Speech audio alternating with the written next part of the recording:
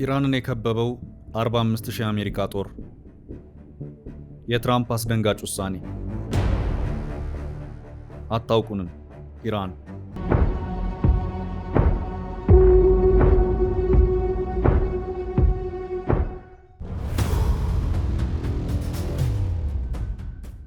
የእስራኤልና ኢራን ጦርነት ብዙዎች እንደፈሩት ሆኗል። ጦርነቱ ከሰነበተ አሜሪካና የእስራኤል አጋሮች ይገቡበታል። ይህም አንድም ወዳጅ ለሌላት ኢራን አደገኛ ነው ሲባል ነበር። መጀመሪያ የነበረው ቅድም ይህ ነው ያሉት ሁሉ አሁን ተናግረን ነበር እያሉ ነው። አሜሪካ በዚህ ጦርነት ለመሳተፍ ጦሯን ወደ ኢራን እያስጠጋች ነው። ትራምፕ መጀመሪያ ላይ ኢራንን ኒውክሌር አልታጠቅም ብለሽ ፈርሚ ብለዋት ነበር። የኢራኑ መንፈሳዊ መሪ የሆኑት አሊ ኮሚኒ ኒውክሌር ለመታጠቅ የማንንም ፍቃድ አንፈልግም የሚል ምላሽ ሰጡ። ይህ በሆነ በቀናት ውስጥ እስራኤል በኢራን ላይ ጥቃት ፈጽማ ለ5 ቀናት ውጊያው ከቀን ወደ ቀን እየከፋ ቀጥሏል። ትላንት ኢራን ለመደራደር ዝግጁ ነኝ የሚል ጥሪ አቅርባ ነበር። ትራምፕ ታዲያ አልተቀበሉትም። ኢራን የኒውክሌር ስምምነቱን መፈረም ነበረባት። እንዲፈርሙ ነግሬያቸው ነበር።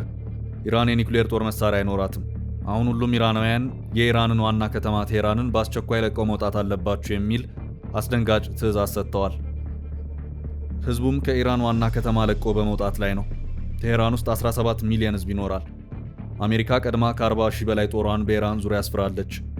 ኢራኖች አሜሪካን ለመቅጠም መወሰናቸውን እያሳወቁ ነው። የኢራን ጦር ትራምፕን የኢራን ህዝቦችን ታሪክ አንብብ ሲል ዘልፏቸዋል። ጉዳዩ ከቁጥጥር ውጭ እየሆነ ነው። ለዓመታት ኢራንን ሲከብ ስለቆየው የአሜሪካ 45,000 ጦርና በኢራን ምን እየተካሄደ እንደሆነ እናያለን። አብራችሁን ቆዩ።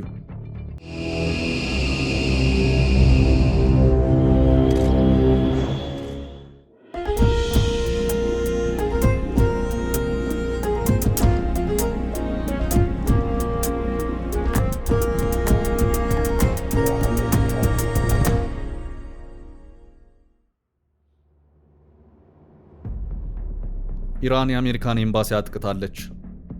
ሰበብ ሲፈልጉ የነበሩት ትራምፕም አሁን ሁሉም ነገር አብቅቷል ብለዋል። ከዚህ በኋላ ድርድር ጭምር እንደማይቀበሉና የኢራን የኒውክሌር ጣቢያዎች እንደሚወድሙ አረጋግጠዋል። ትራምፕ የቡድን 7 ሀገራት ስብሰባን አቋርጠው ወደ ቤተ መንግስታቸው ተመልሰዋል። በኢራን ላይ እርምጃ ለመውሰድም እየተዘጋጁ ሲሆን በደቡብ ቻይና የነበረው ግዙፍ የአሜሪካ የጦር መርከብ ወደ ኢራን መጥቷል። የኢራን ጦር በማህበራዊ ትስስር ገጹ ባሰፈረው መልእክት ኢራን አሜሪካን ለመፋለም ዝግጁ መሆኗን አስታውቋል። ትራምፕን የኢራንን ህዝቦች ታሪክ አታውቅምና አንብብ የሚል መልእክት ልኳል። ይህም ኢራኖች ለአሜሪካን ቢሆን እጅ አንሰጥም ብለዋል። በእርግጥ የኢራን ህዝቦች ታሪከኛ፣ አትንኩኝ ባይና ልህኛም እንደሆኑ ይነገራል። በዓለም ላይ መጀመሪያዎቹ ስልጡን ህዝቦች ናቸውም ይባላሉ። ሀገራቸውን መስርተው ስነ መንግስት አዋቅረው መኖር የጀመሩት ከክርስቶስ ልደት በፊት 7000 ዓመት ቀድመው እንደነበርም ታሪክ ይናገርላቸዋል። ነገር ግን አሜሪካ በኢራን ላይ ጦርነት የምታውጅ ከሆነ ለኢራን አደገኛ ውጤት እንደሚኖረው ሳይታለም የተፈታ ነው። ኢራን በኢኮኖሚ ደክማለች። ለዓመታት የተጣለባት ማዕቀብ ድሃ አድርጓታል። ቴክኖሎጂ የላትም። ጄቶቿና የጦር መሪዎቿ አልቀዋል። የሚሳኤል ማስወንጨፊያዎች ጥቃት ደርሶባቸዋል። ኢራን ግዙፍ የእግረኛ ጦር ቢኖራትም እሱን መጠቀም የምትችልበት እድል የለም። ጨዋታው በአየርና በሚሳኤል ነው። ኢራን እስራኤልን መከላከል ብትችል እንኳን አሜሪካንና ተከትሎ የሚመጣው ኔቶን መቋቋም ይከብዳታል። አንዳች ስምምነት ካልተደረሰ አሜሪካ በዚህ ጦርነት ከተሳተፈች የኢራን ዕጣ ፈንታ እንደ ሊቢያ እና ኢራቅ መሆኑ አይቀርም።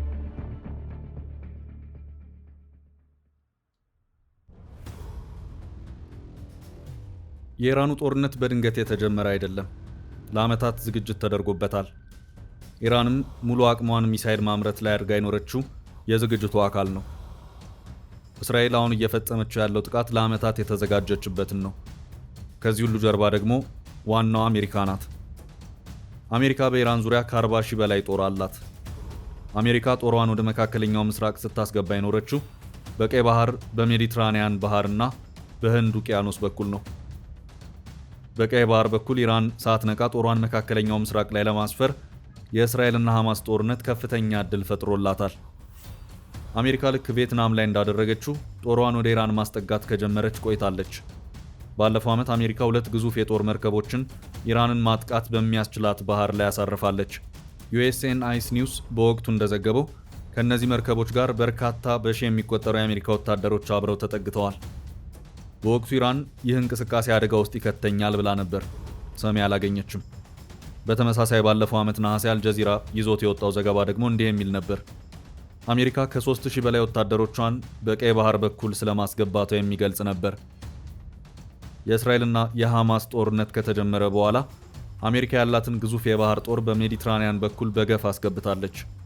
አሁንም ከደቡባዊ ቻይና ጭምር ጄት ተሸካሚ ግዙፍ አውሮፕላኗን አስጠግታለች። ዩኤስኤስ ጄራልድ ፎርድ እና ድዋይት አይዘንሃወር የተባሉ ግዙፍ አውሮፕላን ተሸካሚ መርከቦችን እስራኤልን ከጥቃት ለመከላከል በሚል ሰበብ ባለፈው ጥቅምት ወር መጀመሪያ ላይ አስገብታለች። ከነዚህ ግዙፍ አውሮፕላን ተሸካሚዎች ጋር አብራ 2000 የባህር ኃይል ወታደሮችን አስጠግታለች። ከነዚህ በማስከተል ደግሞ 4 አጥቂ የጦር መርከቦችን በተመሳሳይ አቅጣጫ አስገብታለች። ይህ ብቻ አይደለም።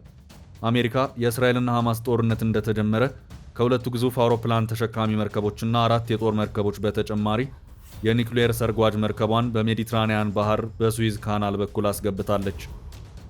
ይህ ሁሉ ሲሆን አሜሪካ የምታቀርበው ምክንያት እስራኤልንና ቀይ ባህርን ከሄዝቦላና የመን ታጣቂዎች ጥቃት ለመጠበቅ ነው የሚል ነው።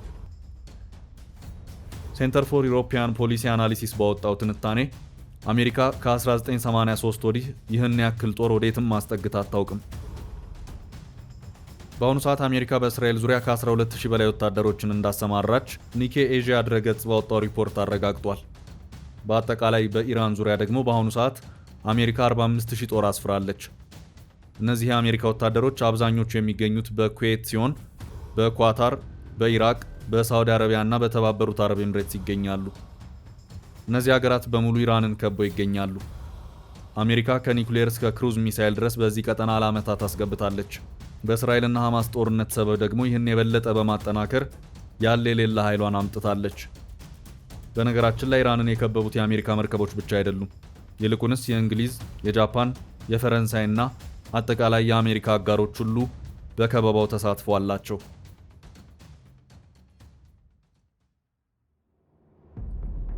ጅቡቲ ላይ ያለውን የአሜሪካ ግዙፍ ጦርን መዘንጋት አያስፈልግም። ጅቡቲ ላይ የሰፈረው ካምፕ ሊሞኔር ከአፍሪካ ትልቁና ዋና ማዘዣ ጣቢያ ነው። አሸባሪዎችን ለመዋጋት በሚል ሰበብ የተመሰረተው ይህ የጦር ሰፈር ፊቱን ወደ የመን ያዞረ ነው። የሩቅ ኢላማው ደግሞ ኢራን ናት። ከ4000 በላይ ወታደሮች አሉት። ይህ ጦር ጅቡቲን የሚጠብቅ አይደለም። ይህ ሁሉ ዝግጅት እስራኤልን ከሐማስና የመን ታጣቂዎች ለመጠበቅ ብቻ ነው ብሎ የሚያምን ካለ እርሱ የቪየትናምን ታሪክ አያውቅም ማለት ነው። ቪየትናም በአሜሪካ የተወረረችው ልክ በዚህ መንገድ ነበር። አሜሪካ ለዓመታት ጦሯን ወደ ቪየትናም ካስጠጋች በኋላ ቅጽበታዊ ሰበብ ጠብቃ ቪየትናምን ወራለች። አሁን አሜሪካ ዜጎች ቴሄራንን ለቀው እንዲወጡ በሚል የእስራኤልን ትዕዛዝ ደግመዋለች። ኢራናውያን ከቴሄራን ለቀው እየወጡ ነው። መንገዶች ተጨናንቀዋል። የመጀመሪያም የመጨረሻም ኢላማዋ ኢራን ናት። ኢራን የኒኩሌር መሳሪያ ለመታጠቅ ከጫፍ የደረሰች ሀገር ሆናለች በሚል ነው የአሁኑ ግጭት የተጀመረው። ይሁን እንጂ እስካሁን ድረስ ኢራን የኒኩሌር ባለቤት መሆኗን የሚያረጋግጥ ተጨባጭ ማስረጃ የለም።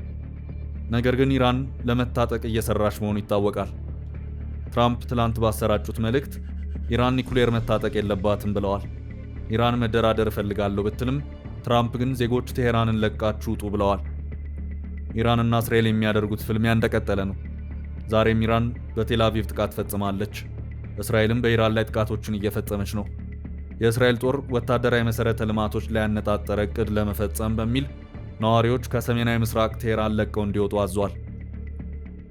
እስራኤል ይህን ማስጠንቀቂያ ከሰጠች በኋላ ትራምፕ 17 ሚሊዮን ነዋሪዎች ከቴሄራን ልቀቁ ብለዋል። ከጥቂት ጊዜ በኋላ የአሜሪካ ፕሬዝዳንት ዶናልድ ትራምፕ ነዋሪዎች በሙሉ ከቴሄራን ለቀው መውጣት አለባቸው የሚል ማስጠንቀቂያ የሰጡት ትሩዝ ሶሻል በተሰኘው ማህበራዊ ሚዲያቸው ላይ ነው።